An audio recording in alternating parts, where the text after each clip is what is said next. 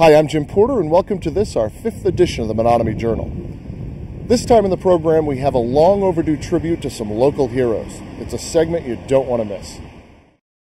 But first, we're going to take you on a journey southwest to the little town of Sutton, where you can explore one of Massachusetts' most fascinating mysteries.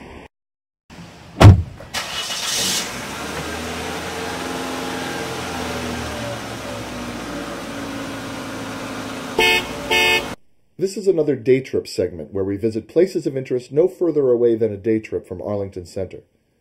This time we scrambled around the amazing Purgatory Chasm State Reservation, a 1/4 mile long gash in the earth that will leave you breathless.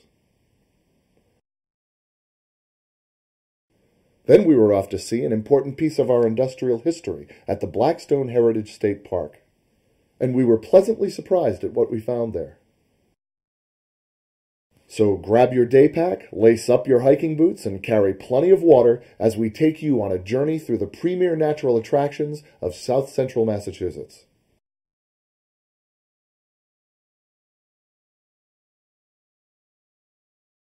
Purgatory Chasm State Reservation in Sutton is a geological wonder. For centuries, scientists have pondered its creation, and there has been anything but agreement. The theories have ranged from an earthquake, to ocean tides, to glacial movement, to a torrent of glacial meltwater, and any combination of those factors. We may not be certain how Purgatory Chasm got here, but there is one thing we do know. It's an incredible place to explore. There are boulder caves reaching deep underground, and rocky crags high overhead.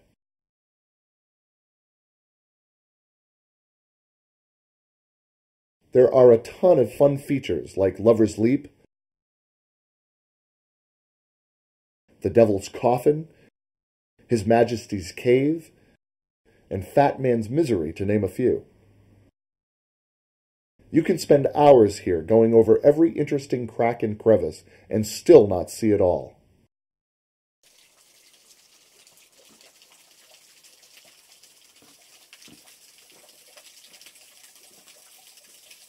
In the deepest part of the chasm, granite walls shoot up 70 feet on either side, making it an ideal place for rock climbers. Permits are issued free of charge, but you must have equipment and you must know what you're doing.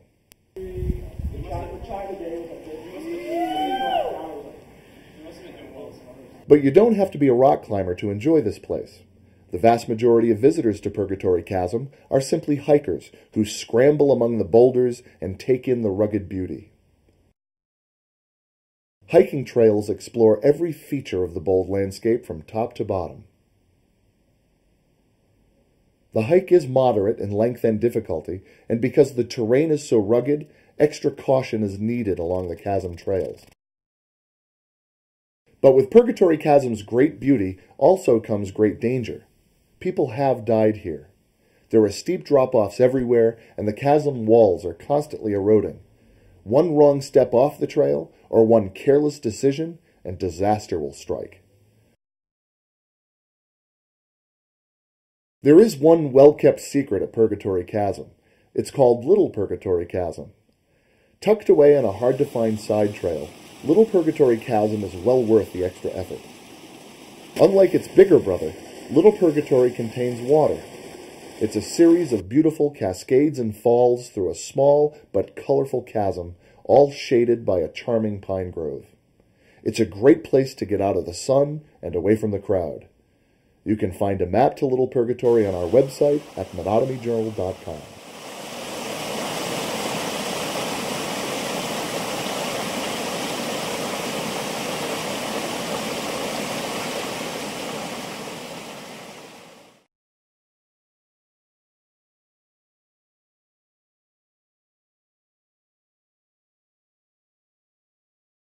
Just a 15-minute drive from Purgatory Chasm, you'll find the Blackstone River and Canal Heritage State Park in Uxbridge. It's a waltz back to a time when the Blackstone River was the center of America's Industrial Revolution. The canal itself was only operational for 20 years. It was quickly superseded by the Providence to Worcester Railroad. But still, there's something fascinating about seeing it. There is a visitor center here with fascinating exhibits about the history of the Blackstone River.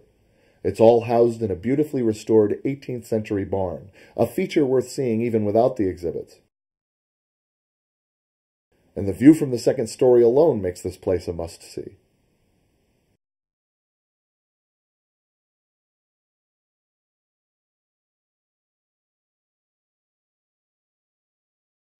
You can walk for miles along the canal and the river, a peaceful, idyllic setting.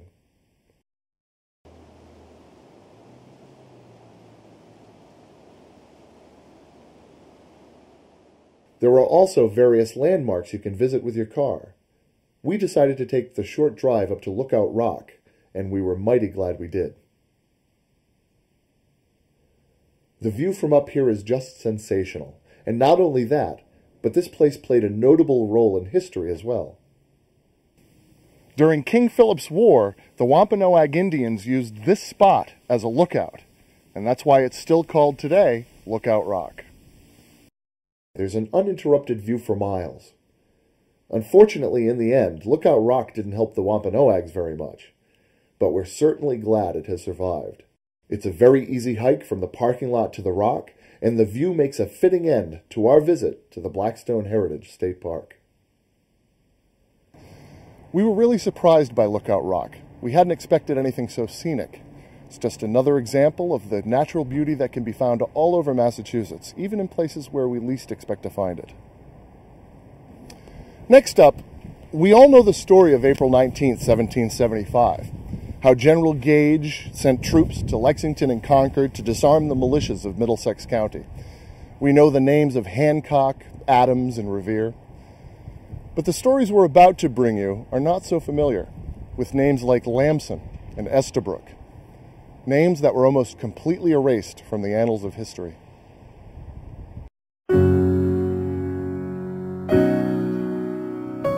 Prince Estabrook was a slave. No question about that. Prince Estabrook was a slave for the Estabrook family. He worked for Benjamin Estabrook, who was a slave owner.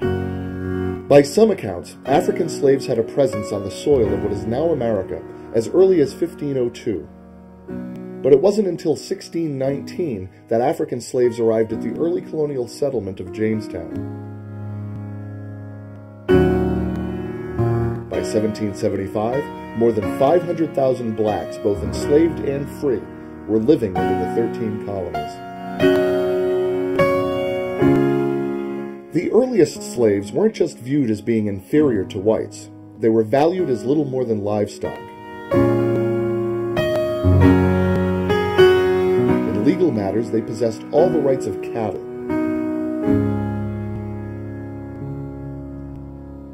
In the mid-1700s, a growing anti-slavery movement from Europe spilled over into the colonies, and the role of blacks in America began to change. By the French and Indian War, although still enslaved and still considered inferior, men of color fought side by side with their white oppressors. And so it was on that first day of the American Revolution, blacks fighting side by side with whites. There was not one slave, but there were about 7 slaves who were listed as members of the Lexington Minutemen, and why that seems like a kind of an odd situation, but that's the way it was. Right. There were a total of 9 black men in the company. 2 of them were free, but 7 were slaves, and Estabrook was a slave. Blacks didn't just play a small part in the war. They were in every regiment and militia. They were at Lexington, they were at Concord. More than 100 fought at Bunker Hill. They fought at Boston and New York. There were even blacks on board George Washington's boat as it crossed the Delaware. Over the course of the war, thousands upon thousands of Africans and Indians fought for America's freedom in every battle of the Revolution. But we can only guess exactly why these patriots of color fought for the very people who enslaved them. We can only surmise what motivated them to take up arms beside their oppressors. One of the reasons that happened a number of instances throughout the war, slave owners in order to fulfill their requirements, sent slaves in their place. Because in those times, if you were an able-bodied in between 16 and 60, you were part of the militia. It wasn't voluntary. You were part of the militia. Now, it very well could be that they sent these people to take their place. And the only other possibility I can think of is that maybe they felt that if we fight for these people, they'll end up giving us our freedom. So those are the only two reasons I've been able to come up with of why they would go out and fight. So when 77 men under the command of Captain Parker gathered on Lexington Green in the early dawn hours of April 19, 1775, among them was Prince Estabrook, a slave who was armed and ready to fight. And before the sun had shown itself in the sky on that fateful morning, Prince Estabrook would give his blood for the cause of American liberty.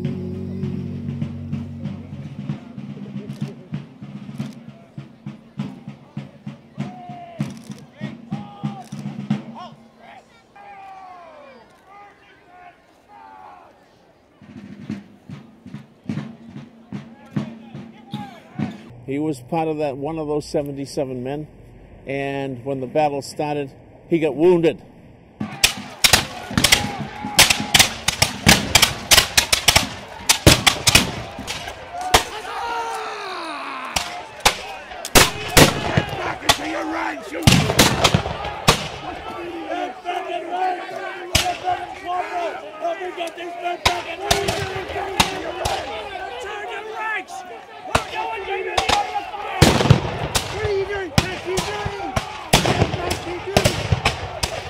When we do the reenactment, every year I get wounded in the left shoulder.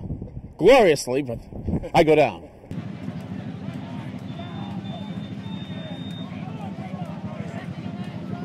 But what's most notable about Prince Estabrook is not that he was a slave or that he fought in the Revolution, and there were thousands of other men who did that. Prince Estabrook holds a distinction in American history that can be claimed by no other. He is the first Afro-American casualty of war. For generations, history has forgotten Prince Estabrook, as well as the names of thousands of other patriots of color who fought, bled, and even died for freedom. Many of their stories have been lost forever. Very selectively, these people were kind of erased, wiped right out, and it was by, certainly, it's racial prejudice. And they would very much like to forget that that was the case. And I think Prince Estabrook's role might have been forgotten, except for one thing. He got wounded. And the powers that be at the time, in order to make this battle here look as bad as possible, they needed every single name of everybody wounded and killed. And so he was one of the wounded, and so it got recorded that way, because you figure only a third of the people were for this fighting. 2/3 of the people were not for it. And so in order to make the case look as powerful as possible, they had to record everybody that was injured or killed. Their role in history has been downplayed for a long time. Downplayed so much that when people hear about them, they're surprised. I get any number of people surprised that there was a man of color out here on the green. They say, well, that's kind of awkward. They just don't realize that happened, because the information has been suppressed so effectively and for so long that in people's minds it just never happened. In addition to Lexington, Prince Estabrook also fought at Bunker Hill, Fort Ticonderoga, and he guarded prisoners from the Battle of Saratoga. He also spent several more years serving in the Continental Army. His last enlistment was in October of 1783, so he was involved all throughout the war years.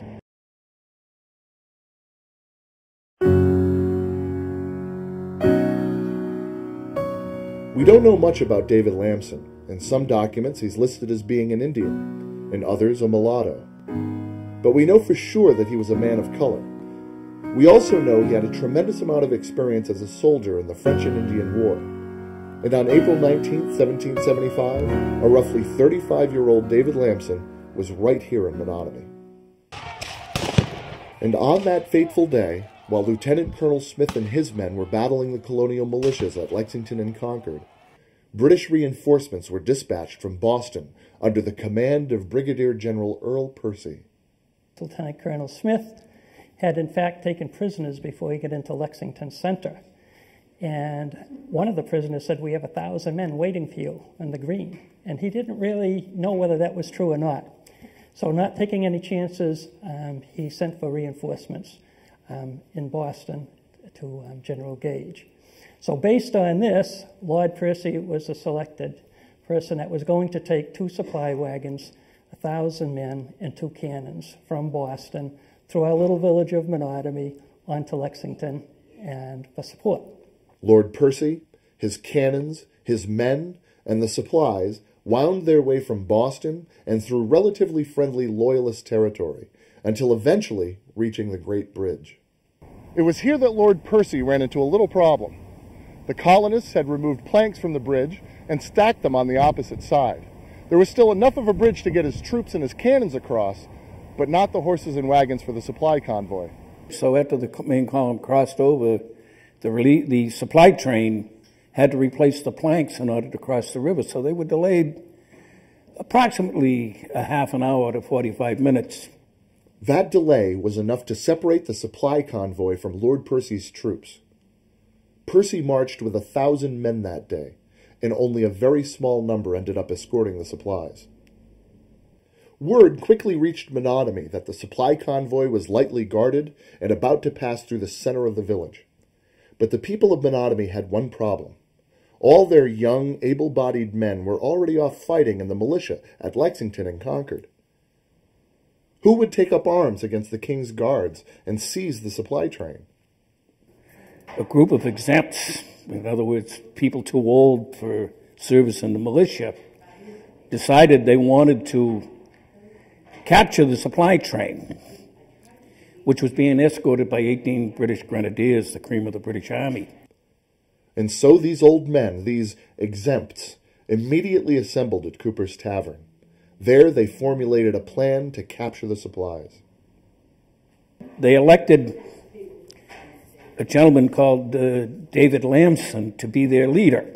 They actually selected a David Lamson. David Lamson was a free man of color. He had served in one of the British regiments stationed in the Caribbean and had come up here during the French and Indian War and gained his independence by serving in the British Army. They recognized that he must have been a great military man, or at least had the experience that he's better experienced to lead in this particular situation.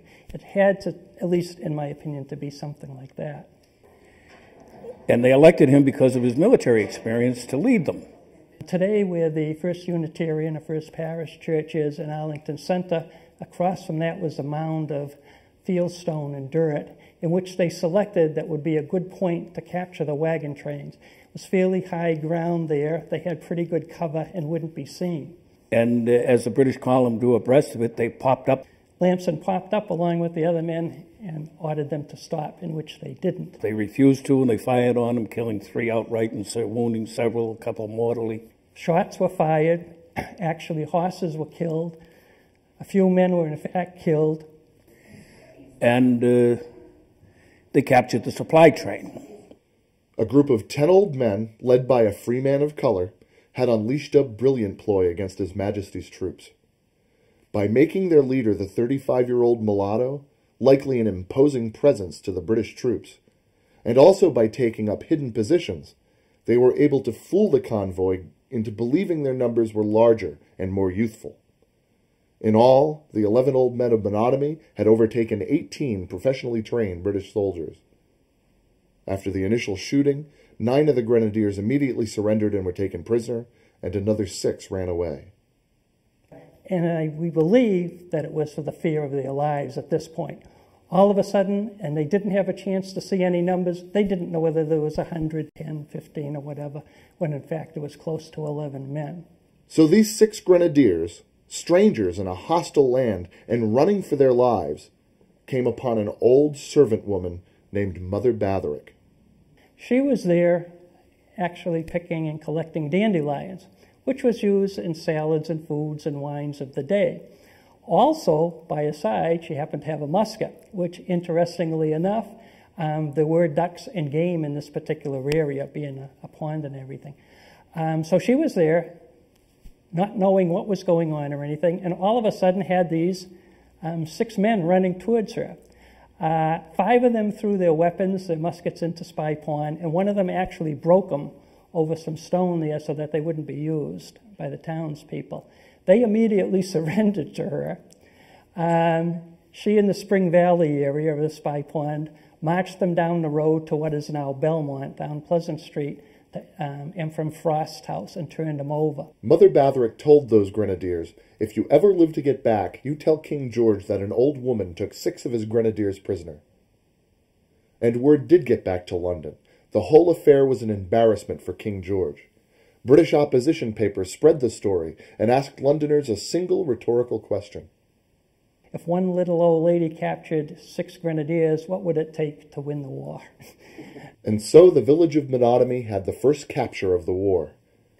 This is important, and probably the most important thing of the day, event of the day, simply because all of the relief supplies for the original column were in this supply train. Ammunition, food, plus the ammunition for the 2 cannons that Lord Percy had with him.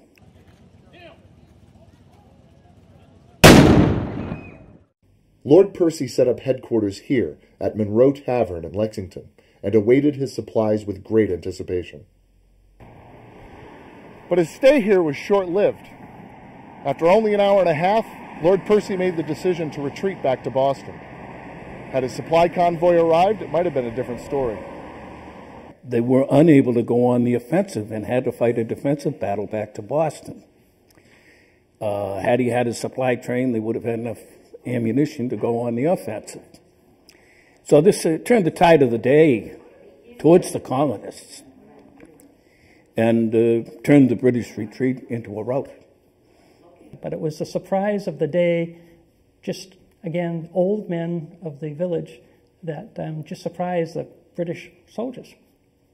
But fearing the British soldiers upon their retreat would recognize the dead horses, the people of Menotomy dragged their corpses to this spot along the shore of Spy Pond. For generations, the horse bones lay here bleaching in the sun. They were such a curiosity that for almost a century, the old bones were visited by the children and the grandchildren and the great-grandchildren of the people who were there that day back in 1775. Of course, the old horse bones are long gone now, but it shouldn't stop people from remembering this great event in our history. David Lamson and the old men of Menotomy had not only beaten the Grenadiers, they had all but sealed victory for Middlesex County over the British that day.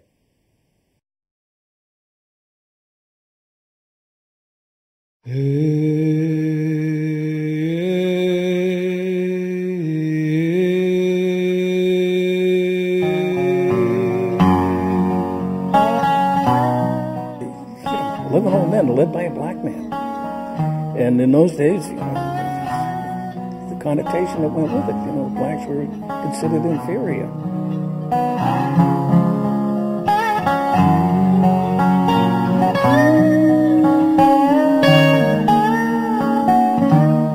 And here we have a man who, all on his own, freely of his own will, joined up to fight against the British. Joined the fight. He had many reasons not to.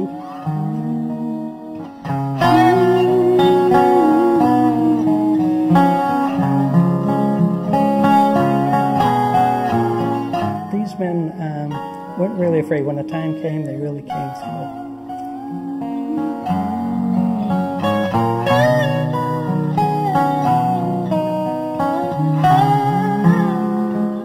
Go out and ask somebody who Prince Estabrook is.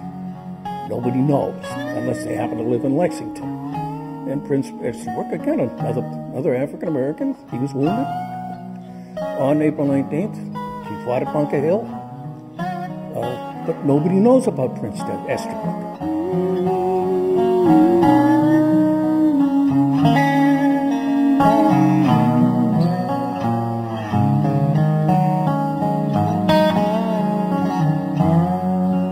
I think more and more we're trying to bring them forward and trying to get recognition.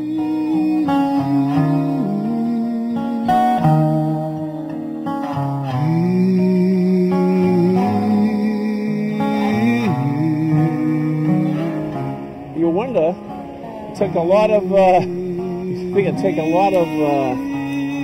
gumption to get in there and put up with the hardships that they faced.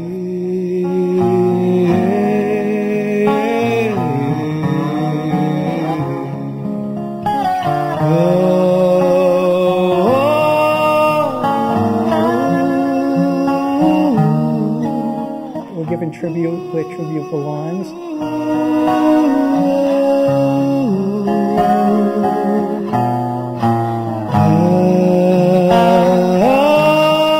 Always keep in the back of your mind that these people, they must have had a goal in mind, freedom.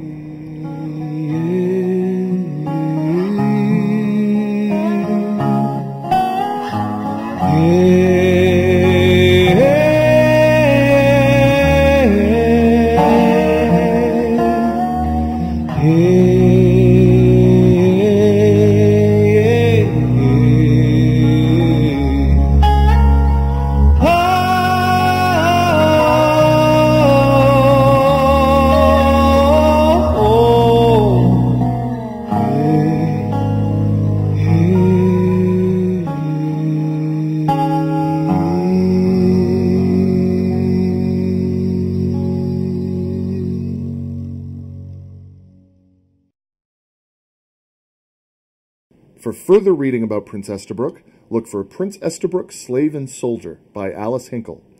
If you want to know more about David Lamson, read Samuel Abbott Smith's West Cambridge, 1775. Also, you can contact the Arlington Historical Society.